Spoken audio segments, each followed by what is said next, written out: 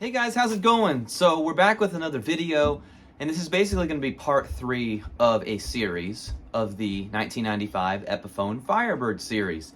Now, we've already talked about the emotional blah blah blah puke of the first episode, where I talked about my old one and how I lost it and how I got it back, and etc. We already talked about that.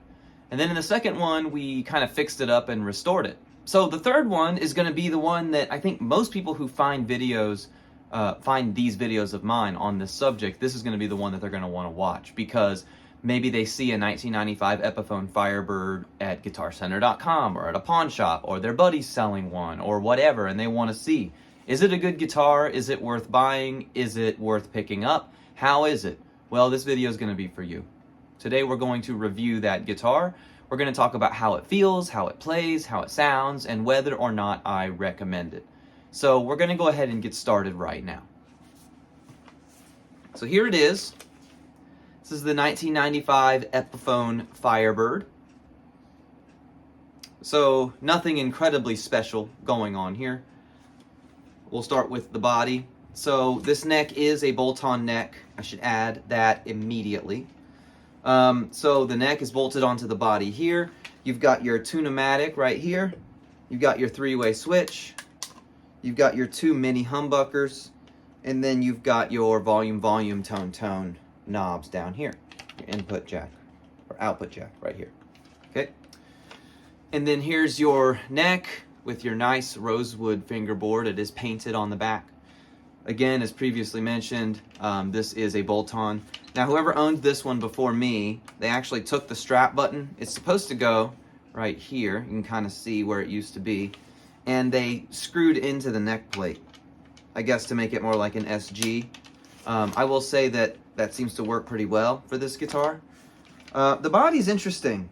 I can't really tell from looking at it, but there's some spots that are marked in the paint right here to where you can kind of see. I believe this is actually at least 3 pieces of wood, okay? You've got the middle piece here. Now, in a real Firebird or a Gibson Firebird, this middle piece and the neck are all one piece. So the neck goes into this middle piece here, and then they glue this wing and this wing onto this middle piece. That's a typical construction of a Firebird. On this one, what they've done, they've made the body that way. So they've got one middle piece here. They've got these 2 wing outside pieces, but they've bolted the neck on. So I guess you could say it's mostly for aesthetics that they've done this. I think it looks great. Even though it's a bolt-on neck and it is probably just aesthetic, it does its job, because it looks better to me than like a studio where it's just flat here. I think it looks, it looks better in my opinion. Okay. All right, so moving up here, we've got our inlays. I have no idea what these are made of. I do know that the fingerboard is made of rosewood, and it's pretty good rosewood, which nowadays, since they don't really make stuff with rosewood anymore, as long as it's not crap, we're going to say that it's good rosewood. So it looks good. Honestly, though, I think I can say that it's good rosewood because I've got a couple of Gibsons here. This is my Gibson SG Special, and it uses an ebony rosewood. If you look at them side by side, they look very similar. If you look at the thicknesses of them, also very, very similar. So the neck on this one, on this Firebird, is definitely a winner. Well, we can also compare it to another Gibson that I happen to have sitting right here. This is my Gibson Firebird Zero. If we look at these 2 necks side by side, same deal. And if we look at the thicknesses. Now, I will say that the Gibson fingerboard on this one right here does look a little bit thicker. It doesn't make a huge difference playability-wise. I will say that for some reason, the Epiphone feels better than either of this one or the SG. Normally, I would say that an SG is my favorite neck shape, favorite neck width, thickness, everything is my favorite, the SG. But this one gives it a run for its money. It feels like an SG neck. It's very, very, very slim, very nice, very fast. Moving up to the headstock here, you do have a reverse headstock. You have typical tuners. You don't have those weird tuners that Firebirds usually have where you tune it from the top or from the back. These actually stick out the side. If we look at the back of the headstock here, you can see them. Nothing special. I do really like the metal tulips though. I think that's really cool. And these look naturally aged. I should say that this one, we talked about it in the last couple of videos, but this one was involved in a fire, and it survives the fire. So it relicked itself from age and from that fire pretty quickly. So, you know, I cleaned it up as best as I could, and we did that in the last video. Now, something that we need to talk about real quick, that might be obvious to you, that bridge humbucker is not stock. The neck one is, the bridge one is not. And that's kind of a bummer, because when I review this guitar, I wish I could review the stock pickup to tell you how it sounds stock, because if you find one, it's probably going to be that way. Good news is, this humbucker here, this Seymour Duncan, you can buy this for like $99. So, I'll spoil it right now and just tell you it sounds amazing, and I would recommend that you get that humbucker if you buy this guitar. Now, talking about the mini humbuckers is another thing that if you don't know. So, when you see these, notice there's no pole pieces that are exposed through the covers, right? And you might think, you know, now that we live in a world with hot rails and stuff, that, you know, oh, they just miniaturized the humbucker. It's just a thinner humbucker, you know, like a Pearly Gates or something. No, I did not know this until I researched it. But as it turns out, these mini humbuckers that they used, that Gibson uses on the Firebird, Epiphone uses them as well. They can be found on the Gibson Les Paul Deluxe as another example. They are actually a rail and 6 slugs. So that's pretty cool. I didn't know that. But because of the way they're constructed and how close together the pole pieces are from a width standpoint, it sounds sort of like a P90, but more like a humbucker. It sounds sort of like a Strat, but more like a Les Paul. It's a very interesting sound that you can't really replicate with anything but a mini humbucker. This is one of those guitars where if you don't own something that has mini humbuckers, you should absolutely get one. And, you know, I'm usually against snobby people, but I'm going to be a snob on this one. If you buy a Firebird, getting a Firebird with humbuckers, like regular size humbuckers, is not a Firebird, in my opinion. You know, there are a lot of things people will say, like if it's not a reverse headstock, if it doesn't have the normal tuners, if it's not a neck through, etc., then it's not a Firebird. But I think you could get away with some of that stuff. I don't think you can get away with not having the mini humbuckers on a Firebird. So if you're looking at a Firebird, make sure it has the mini humbuckers. If it doesn't, I would advise that you find one that does, unless it's like your 8th Firebird. Or if you already have something with mini humbuckers, then it doesn't really matter. So yeah, that's the guitar in a nutshell. I absolutely love this guitar. We're not going to really go into the details and nuance of my personal journey with this guitar, because we already did that a couple videos ago. I will say, as far as the construction is concerned and how it feels to play it, it is great. It's probably the most comfortable playing guitar I own. Some of that is because of the way that it's strung. So because it has a reverse headstock, and you can achieve this with any guitar with a reverse headstock, really, as long as the nut doesn't lock. The low string is tighter because it's longer, and the higher strings are looser and slinkier because they're shorter. Normally this E string would go all the way up to here, right? And this E string would only go to about here, but it's reversed on here. So it makes playing it feel very different. It makes it feel way easier to play lead and stuff like that. It gives it a quality that you don't really get with a normal, you know, 6 on a side, but correct headstock. That can be replicated, right? With like a Jimi Hendrix version Strat, or a lot of LTD's, Ibanez and Jackson guitars are reversed, and Kramers and stuff like that. So that's not unique to this guitar. What is unique to this guitar? I don't know how this guitar is chambered, if it is or not. It's way too light to be solid, in my opinion, and it resonates like crazy while it's unplugged.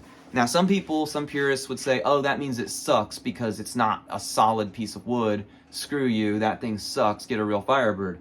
But in this instance, with this particular guitar, it actually sounds amazing when it's plugged in, and I think some of that is because there is the pickup is picking up some of that resonance from inside the body. And I'm going to play for a second with no amp on real quick so that you can hear what I'm talking about, okay?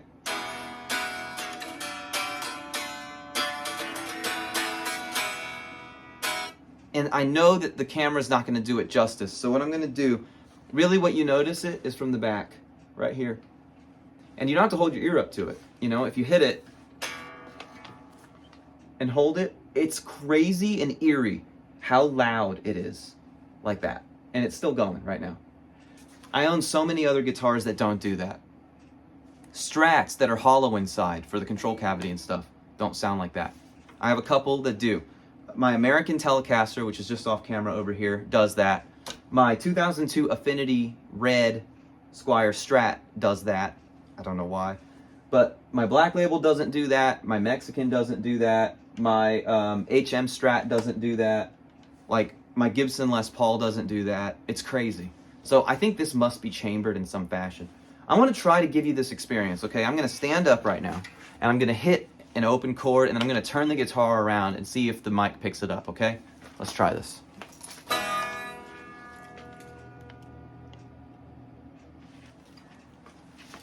It sucks, man, because I can't show it to you. I can't prove it to you. But I promise you. Not only that, but you can actually feel the body vibrating. If you've ever owned a guitar that resonates like this, you know what I'm talking about. Some of the guitars that you get or that you encounter, they just kind of do it, and this does it. So, all of that being said, one shot, no cuts. Proud of myself. I don't script my videos. I try not to make cuts because I like these videos to be like, you know, we're friends, you know? I'm just going to sit here with you. I'm going to talk to you about my guitars. Well, this is the 1995 Epiphone Firebird. And now we're going to plug it into an amp, and we're going to listen to a bunch of different sounds, and we're going to see how it sounds amped up. And then I'm going to give you my final recommendation, but you might already be able to tell what that recommendation is going to be. But I'll let the guitar do the talking now. All right, we're going to get started on the neck pickup. This pickup is stock. We're on a clean setting, so let's start there.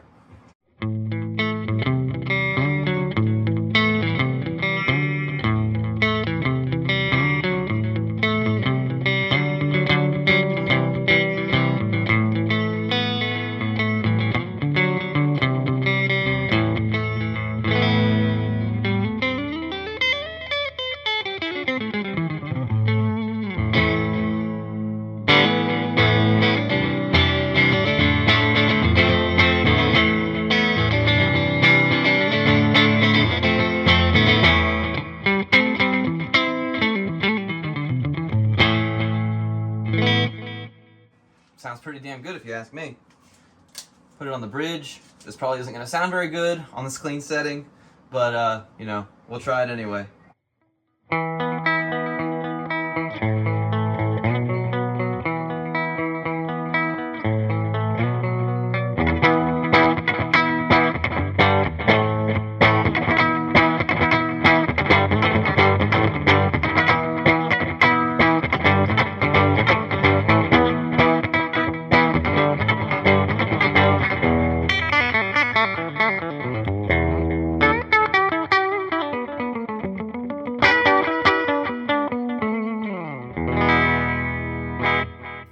Sounds pretty good.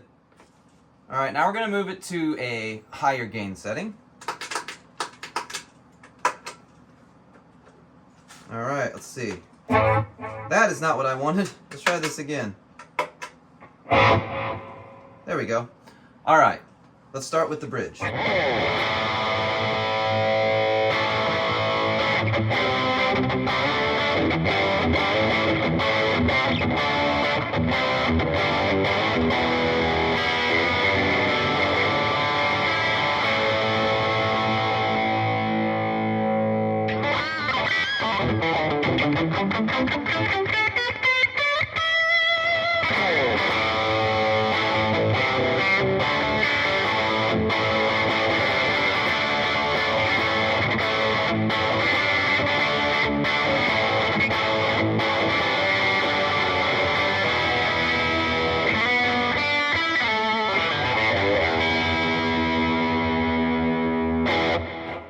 Sounds great. Very different from a normal humbucker. Let's try the neck now.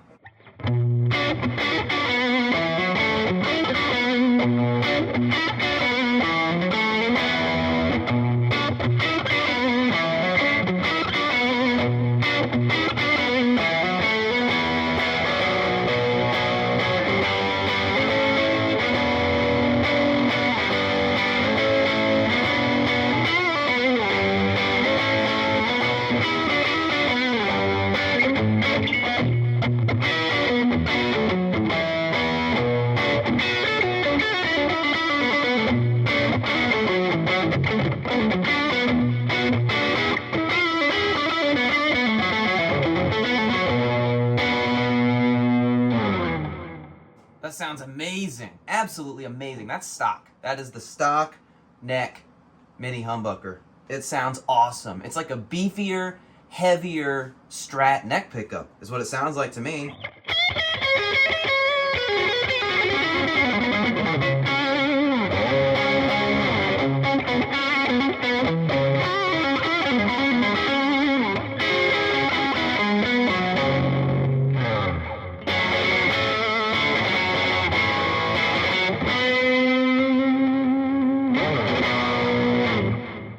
It's just great. Now if we flip it back to the bridge again.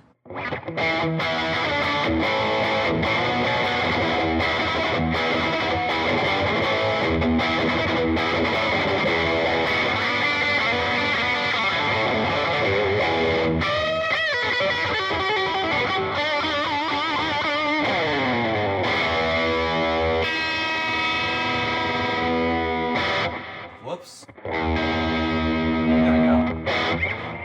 All right, let's put it on one more setting. I want to hear just a raw, valvey sort of sound. There we go. Something like this.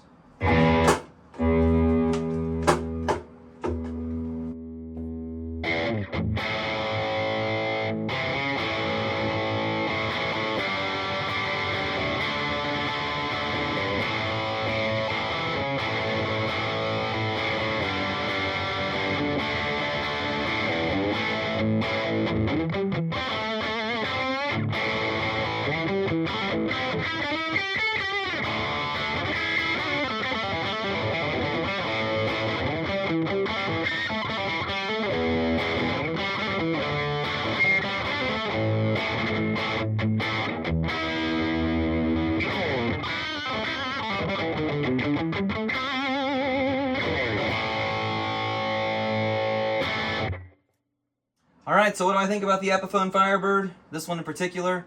It is absolutely amazing. I love this guitar. It's different from everything else I have, and I own like 40 guitars. Not a single one feels or sounds like this one. Is it my favorite guitar? For sentimental reasons, it's up there in the top 3 or 4 for me. But when it comes to, is it my best guitar? I mean, not really. If I put this up against my American Telecaster or my Gibson Les Paul, it doesn't really stand up. But for what it is an amazing instrument, and it is a forgotten instrument. You know, people remember the Firebird, of course they do, but they don't think about this one. They don't think about the bolt-on neck one from the 90s. They think about like the newer, inspired by Gibson version that's actually a neck through, or they think about an actual Gibson Firebird. But they've forgotten about this one, and I think this one is great. If you're lucky, you can find them at pawn shops for not very much money. But unfortunately, if you go hunting for this one right now, you're probably going to pay around $600, $700, $800 for it. And you know, it's up to you if you think that's worth it or not. I mean, you can buy a new, inspired by Gibson, Epiphone Firebird for I think $649. And from what I understand, it's a better guitar than this one in pretty much every way. But if you like the color, or if you have a sentimental connection to it like I did, it's definitely worth it. If you see it at your local pawn shop for like less than $500, I think you should absolutely buy it. Local music store, less than $500, absolutely buy it. I've been looking for one of these for almost 20 years to replace the one I lost a long time ago, and I could never find one that was just like this or that was a decent price. If they did pop up, they were usually like $750. So yeah, thank you very much for watching, guys. I really appreciate all of you so much. Please join the Discord. The link is in the description below. We talk about guitar, gear, you know, everything. There's a conversation going on in there right now about one of our members who's thinking about upgrading and trading guitars and stuff. So we'd like to give advice on that kind of stuff and just kind of help with the how-tos when it comes down to modding the guitar. So I'm going to put a link in the description if you want to buy a new Epiphone Firebird inspired by Gibson. If you want one like this, I don't really have a link to give you. I can just tell you it's a 1995 Epiphone Firebird. So there you go. Thank you very much for watching. Very much appreciate all of you. See you next time, and keep on rocking.